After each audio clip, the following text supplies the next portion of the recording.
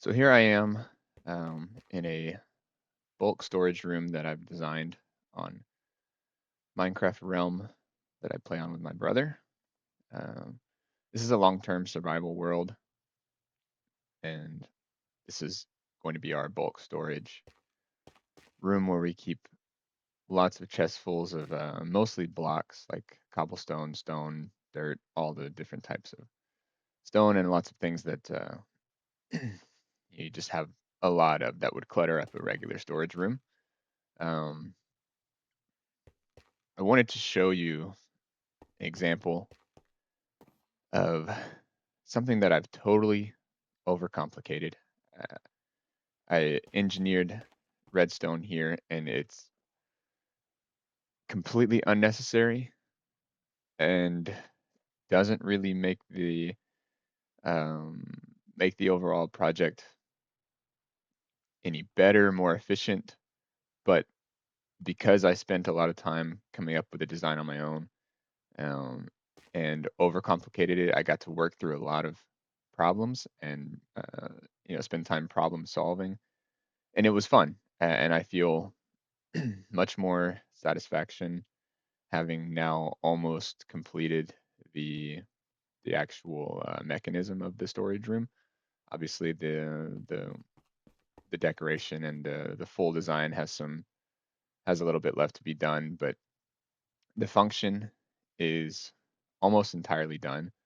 Um, so the way that it works is my idea is that I wanted to just have this chest here, and I wanted to be able to fill it with whatever item that I wanted to, as long as it was an item that we were trying to sort here. You see, we have item sorters up there. Um, so if I had an inventory full of stone, I wanted to be able to come here, just drop all the stone in this chest and leave, and then it would get sorted, right? So not a super um, difficult or game breaking concept. There's been tons and tons of storage room designs doing that exact thing, and it would have been very easy for me to go with like a very simple like hopper line. Just put an input chest, have a hopper line going to wherever our item sorters are at, or using water streams. We could have very easily just put the items in this chest. I could have even stacked up like 10 chests and put the items in them. Let me turn the music down. Could have very easily stacked up a lot of chests, put the items in there, and had dispensers shooting those items into a water stream, and then have the water stream take them to the hopper line of sorters. That would probably be the most simple way that I know of in my head. It's very simple, very easy, done thousands of times. I've done it plenty of times before. Um, Not for a storage room. I've never really made a big automatic storage room, but it's something that I wanted to do. Um, but I had my idea that I wanted to use minecarts for this one, and I kind of just started building. It turned out there were a lot of problems that I ran into along the way, um, and one that I'm going to fix here um, now. And I think this is the last remaining real problem. There are other small inefficiencies and things that could be better, but I think that I'm going to live with. But the last problem that we have is the minecart is supposed to be here at all times. There's a hopper minecart that should run back and forth, and it's supposed to be here at all times unless the system is running, which it's not right now.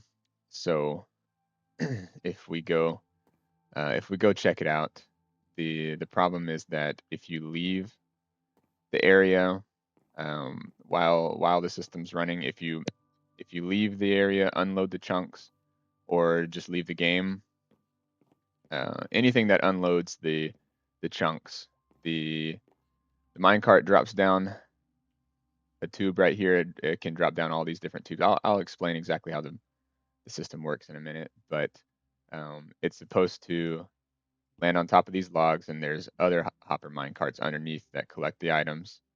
Um, and when it's done depositing all of its items, a piston extender will push it into this hole to land back on the track down there and make another go at the input chest down at the beginning. But if you leave the area, as you see, the minecart gets stuck right here. So what I'm just going to do for now is I'm going to just run a redstone line from down there at that input chest, run it up to here so that it connects to all of these redstone wire here, and it can connect to all the pistons, and I can just toggle the double piston extender from down there at the farm. So if I ever come back, at the chest, the input chest down there. So if I ever come back and notice the minecart's not there as it's supposed to be, then I'll just press the button down there, and then that should fix everything. So yeah, I just need to get this going, and I wanted to connect it to that redstone dust there. And yeah, let's do that. I like to put my redstone wiring or just any kind of redstone that I'm using. I like to make sure I put it on a block that's not natural in the world, and so that you don't ever come back later and you're trying to mine something. In this case, it's really probably not too important because I'm never going to really be in the middle of this section and just mining blindly. I'll kind of know that there's redstone wire all around, but just for the principle. I used to always use stone brick, but I noticed I had two problems with that. And number one is that it blends in with stone a bit. So you see I've used some down here. If you're mining very fast, like if I was on the other side of that wall and I just came through here mining, I may not notice stone brick in time. And then the second problem is in today's day and age of modern Minecraft with all your pickaxes being netherite, efficiency 5. Stone mines really fast, stone brick mines really fast. If you're not careful, you may even see the stone brick and think I need to stop mining, but then you just break it too fast anyway, and who knows what can happen. You could break a redstone piece that you don't remember anything about from years ago, and then you're in some trouble trying to figure it out. So I'm just going to connect that here. And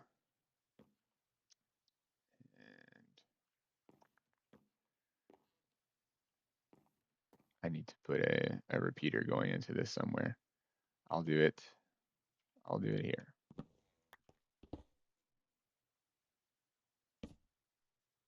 Do I need to full block that? I don't think so, but I'll do it. Okay. So anyway, now I've transitioned to using wood for my redstone marker, because if I'm ever fast mining through here with a pickaxe and I reach wood, I'm not, the pickaxe mines it slowly, so it won't matter. I won't break it on accident. So if I've wired that up correctly, then if I press this, my cart should come back.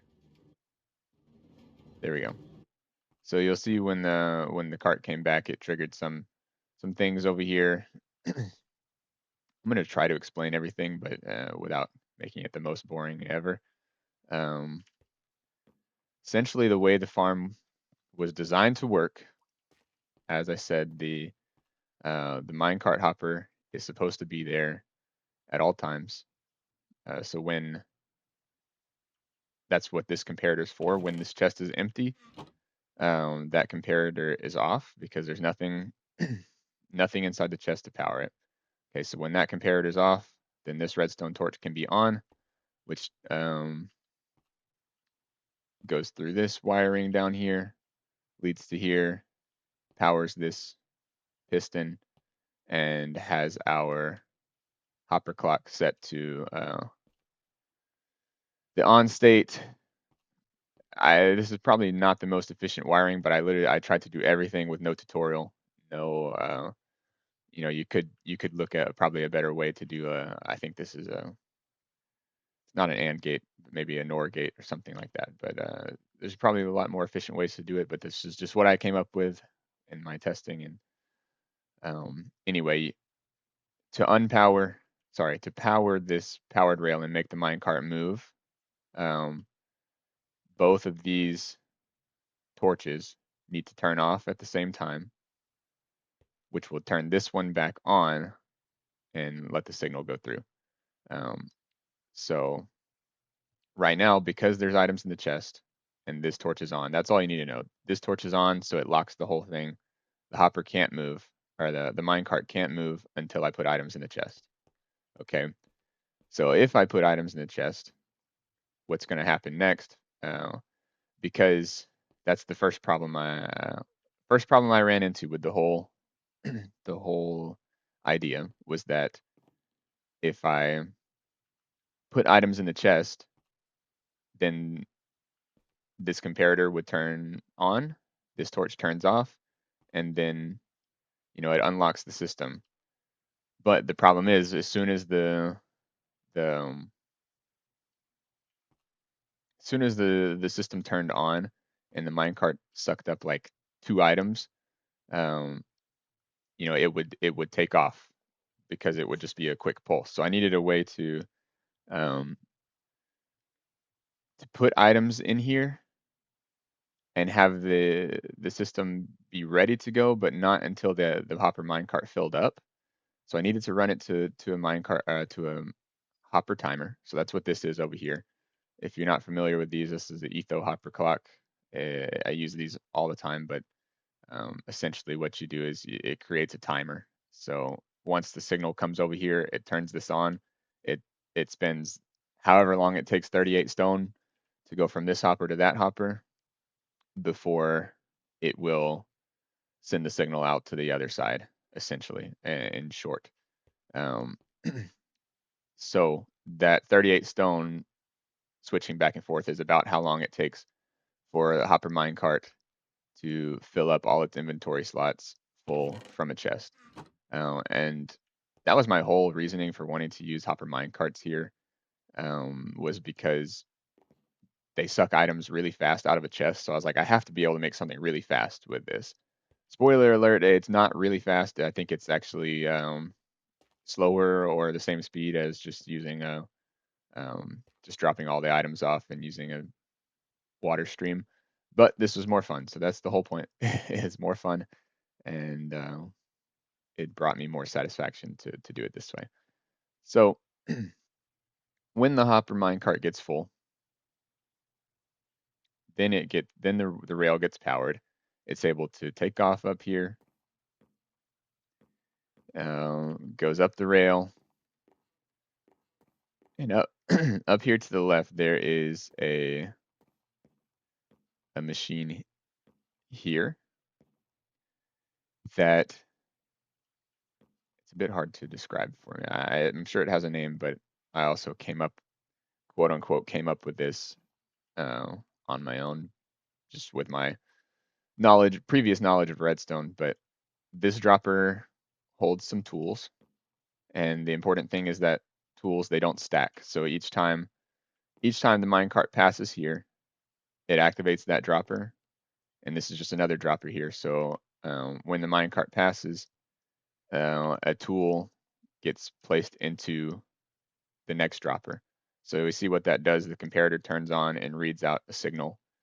So when the minecart goes through the first time, it actually doesn't change anything because the signal only reaches to here. Okay.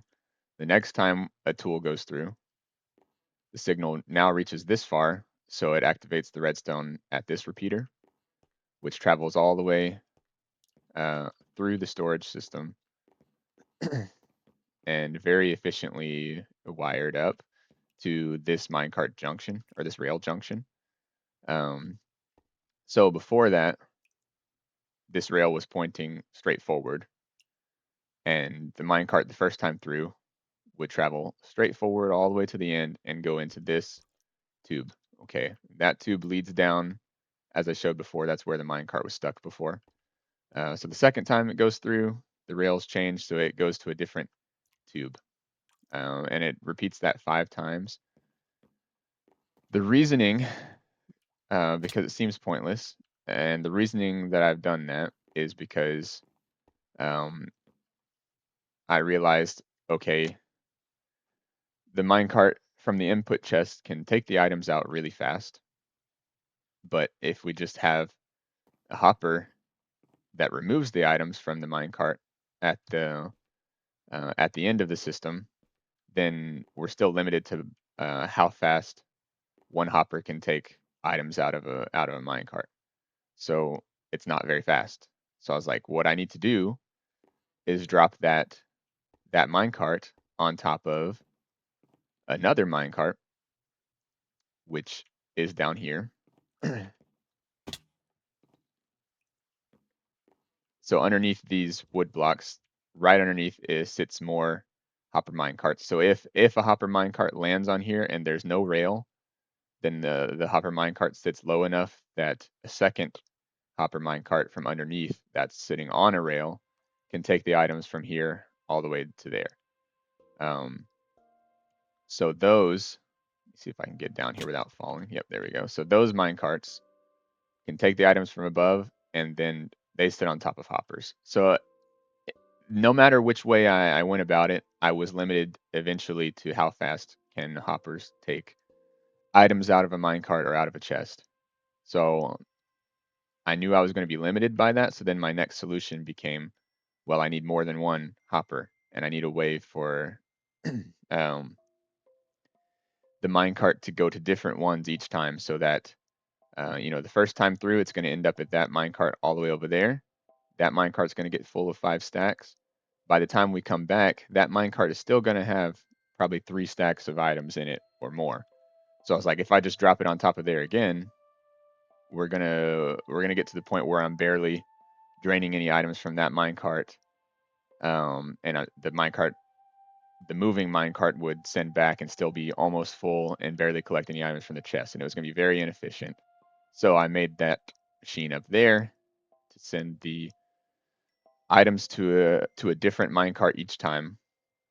And I didn't really do testing, but I have found that 5 minecarts is enough to make sure that by the time it gets back to the 5th minecart at the start, um, all the items are out of the 5th minecart, or the first minecart. All the items are out of the first minecart by the time you've made a whole lap, so that you never place more items into a hopper minecart that's not empty yet. So again, you can see where this is getting. It's already at this point, it's probably more trouble than it actually was worth in terms of just straight up efficiency and usefulness. But I'm having fun, so I keep going. And I kind of at this point in the design process, I there were some points where I wanted to stop and just do it an easier way, but because I got so far into it, I was like, if it's possible, I want to do it because I've gotten pretty far into this, and I don't want to give up on it yet. So again, the minecarts would sit on top of there. The piston extender would push them down.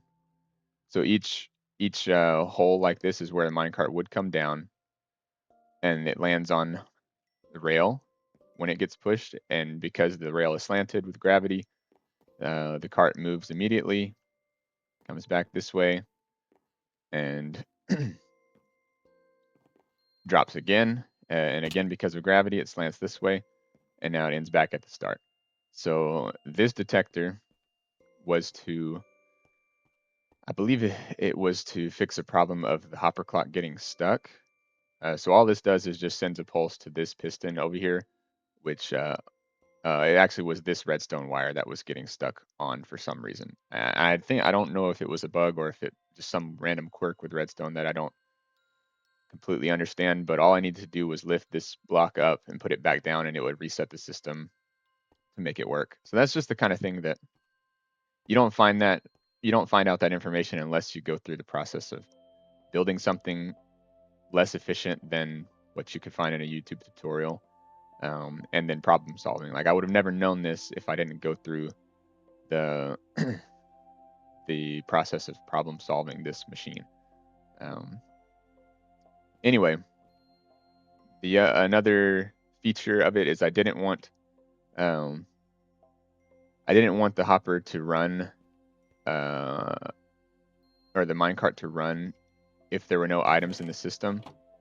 So that's kind of what this another feature of this is for. And I believe I've built some of this wiring a while ago now, so I'm struggling to remember exactly what all of it did, or exactly what each piece did. But somewhere in here, there's like I said before, this torch turning on when there's nothing in the chest has to do with not wanting the hopper minecart to just be running at all times whenever there are no items in the chest. So let me just, oh crap, I didn't want to throw that bucket, whatever. Let me place items in the system and we'll watch it go. So you're gonna see a little bit of a problem here now that if we drain some stacks, now the minecart's getting filled with not the same thing at once, which makes it slightly inefficient. But you see, as soon as it was full, it got sent off. It's going to travel up here. It's probably going to land somewhere in the middle now because of the tools that I put into it earlier manually. Yep, but you can see the items are coming through here. Another problem I ran into, you can see by this absolute mess of hoppers, is that let's see if we can find it. Well, we won't find it yet because the minecart only had dirt and stone into it. But you can see we're still limited. The whole farm is still limited to one-time hopper speed, and I could not find a way, at least not in my brain, I could not find a way to make it faster than one-time hopper speed. So the problem occurs if you start to jumble up items a lot. So if I put like 3 stone, 3 andesite, 3 diorite, 3 dirt, 3 grass, if I put just a bunch of variety of blocks, those blocks don't stack together, right? So then we may get here. Yeah, so you can see right here, cobblestone is backing up a little bit because the dirt comes in one at a time, and that cobblestone can't go anywhere until the dirt is done. And if I had a lot of different stacks of stuff, then it could be like literally 1 andesite here, 1 diorite here, 1 granite here, 1 cobblestone here, and the whole hopper would be filled up and not moving until something else drained out of it. So to counteract that, I just added a lot more hoppers, and they get backed up a little bit, but I haven't seen it get backed up enough to the point where it's going to break the farm. I think for me to break the storage system, I would have to just totally carelessly overload it with a ton of different items. And even if I do that, I think I could still add more hoppers at this point to make it work. So not efficient in terms of saving on iron, or just the setup in general. Like it's really ugly, but you know what? I don't care. It's going to be hidden, and we have the iron to use, so why not use it? So that's basically it with the design of the system. You'll see we have the farm the storage system set up.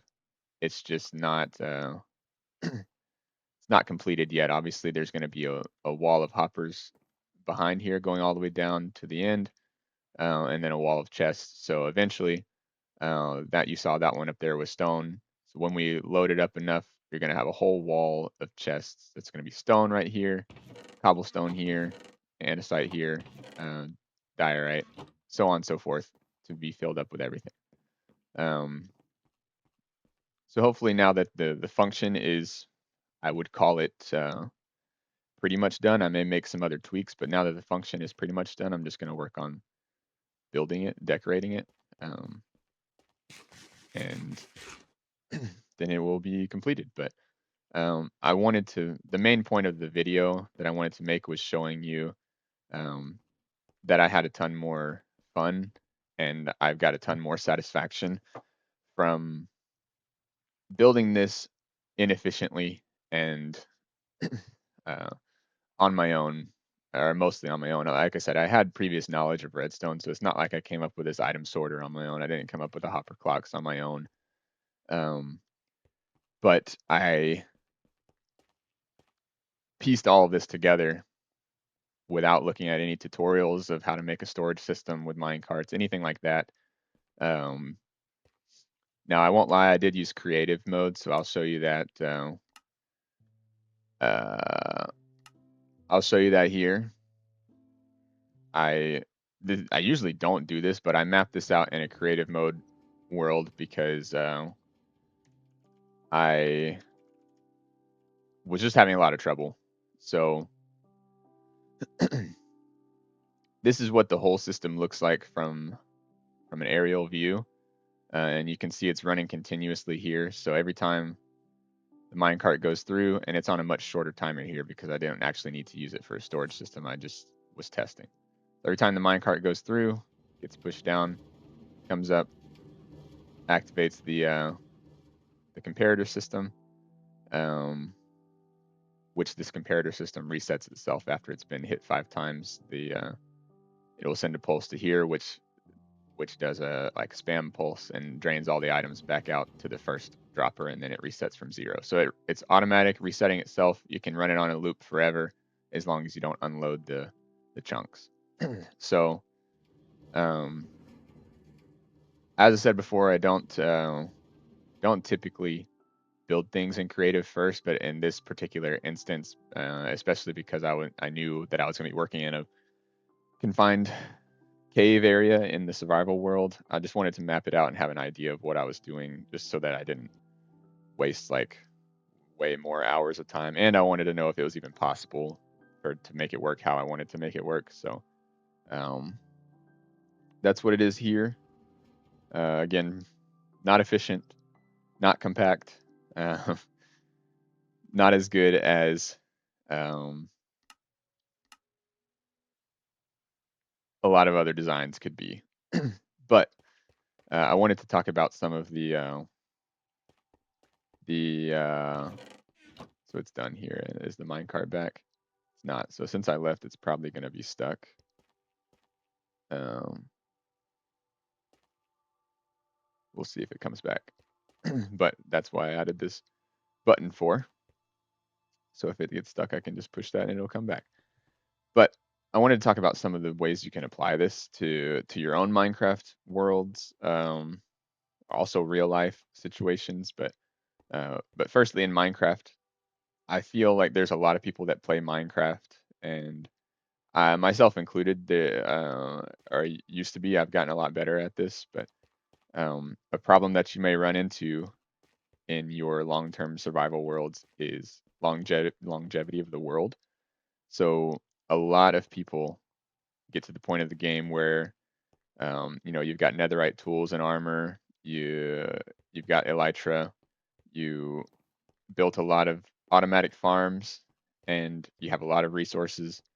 And sometimes, like, then once you get to that point, you stop playing the game because you feel like you don't have much else left to do, or you run out of the creativity, whatever it is. So, and for a lot of people, that's what they call their 2-week phase or whatever. It takes them 2 weeks to go from starting a new world, and they just grind for 2 weeks, and now they've got full netherite, they've got all the automatic farms and things like that. So a way to avoid that kind of burnout where you want to stop playing after 2 weeks is to not build the most efficient farms for everything, and to challenge yourself to spend more time and more brain power to build these kind of things that are way less efficient, Um, and it seems like there's no reason you should ever build this, but the reason you should build it is exactly that. It helps you uh, with retention, you know, just keeping yourself playing the game. I spent one night like 4 or 5 hours straight just messing with this thing, and I didn't take a single break. And that's not something I do very often. But I did it because I got building and I just got on a roll and I was figuring out problem after problem. And, I just I wanted to try to get it finished. So I spent hours. But that's not something that happens if you just YouTube tutorial how to build a storage system. And if you follow straight up the tutorial, um, there's not much satisfaction. You finish it in 30 minutes or an hour, however big it is. It may take longer, but you finish it. If you follow the tutorial, it works exactly the same. Um, I feel like you don't get long-term satisfaction from that. You may get a short-term satisfaction of like, oh, I built the storage system. Now I have an automatic storage system. And sometimes that's as far as it goes. You don't ever even use a storage system because you don't play anymore after you've built it. But in this case, I'm really happy with the design. I really it was really fun to make it work, and I'm really happy that it does work. And again, it doesn't work perfectly.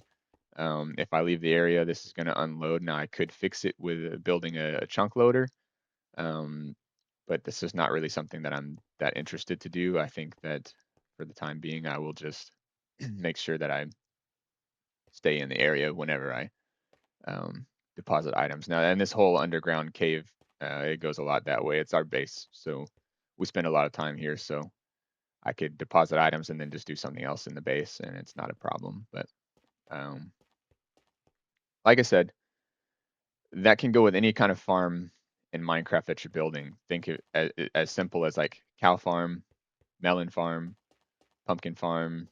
Any kind of food. Sugarcane is a big one. Um, Anything like that. Like you can build a sugarcane farm that uses observers and automatically harvests the sugarcane as soon as it's ready. Um, and then you let it run. Like takes you not very long to set up. All you got to do is get the sugarcane to start with, get the piston and observer. So it's very early game items, and you can set that up in like 20, 30 minutes and make a pretty relatively decent sized sugarcane farm. You let it run for like overnight one day, you've got more sugarcane than you can ever use in your entire world, probably, unless your goal is to build like a massive sugarcane forest, which in that case, sure, build automatic farm. But if that's not your goal, then why do you need the automatic farm that took you next to zero brain power to build, um, and gives you nearly infinite sugarcane to the point where you're never going to use it? That's the kind of thing that makes you want to stop playing Minecraft because you're like, okay, I've got infinite of this item, nothing to use it on. I've got infinite melons and pumpkins for food, or I made the most efficient cow farm that I found on YouTube tutorial. Um, Now I have infinite steak and leather, uh, whatever it is, iron farms, gold farms, Enderman farm for XP. Like anything like that. And villager trading is a big one. Like you can make a perfect villager trading hall where you get free mending books, 1 emerald per mending book. You get any item, essentially any enchantment, any items in the game that you really want. You're getting it nearly for free.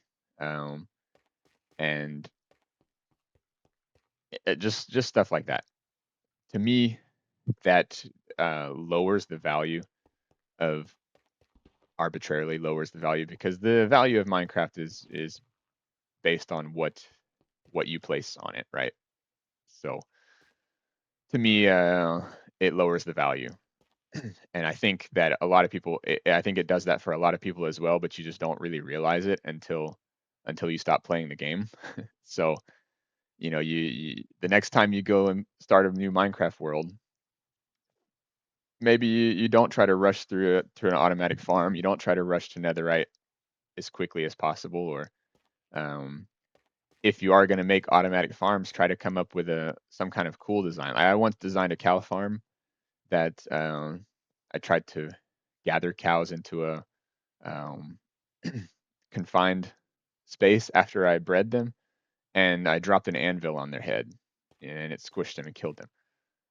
That was fun to design and brought me more satisfaction to make um, than just building some other kind of I don't know the example, but that's the kind of the point I'm making. Like if you're gonna make farms, um, if you're in a single player world, especially, or on a realm or multiplayer server with not very many people, there's no need to make the giant industrial farms unless that is specifically what your goal is. Like if you want to make the farm more for the sake of like, I want to spend time making that farm. But if that's not your goal, if your goal is I want some sugarcane, and you build a massive industrial sugarcane farm that gets you overnight more sugarcane than you'll ever use, then eventually you're never going to care about sugarcane again.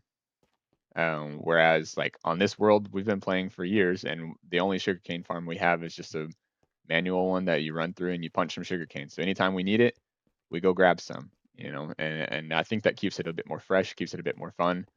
Um, anyway, I'm done ranting about that. I think that you can apply those same situations into real life, um, not just in Minecraft. Sometimes it's better to overcomplicate things and spend time thinking, using your brain, problem solving. It can be much better for you to do that thing or do something like that than to just follow the most efficient way every time. Um, so I'm gonna leave it on that. Challenge yourself to not have to follow tutorial or not make the things the most efficient every time. Sure, if you can't figure something out, there's no shame in looking at a tutorial. If you spent a while trying to figure something out and you just don't see a solution, look it up, try to find something. But if you have knowledge of how to make it halfway through something, go halfway through and then see how far you can push it. Try things out. Don't be afraid to be wrong. Again, this is Minecraft and it's real life. Use your uh, use your brain, and I think you'll find that a lot of the things that you do become more satisfying to complete once you've actually done them for your own self, and not just checking the box of boom, made an efficient storage room, boom, made an efficient sugarcane farm. So that's all I have for today. Um, hope that you got some information out of this, and I hope that you enjoyed, and I'll be back soon.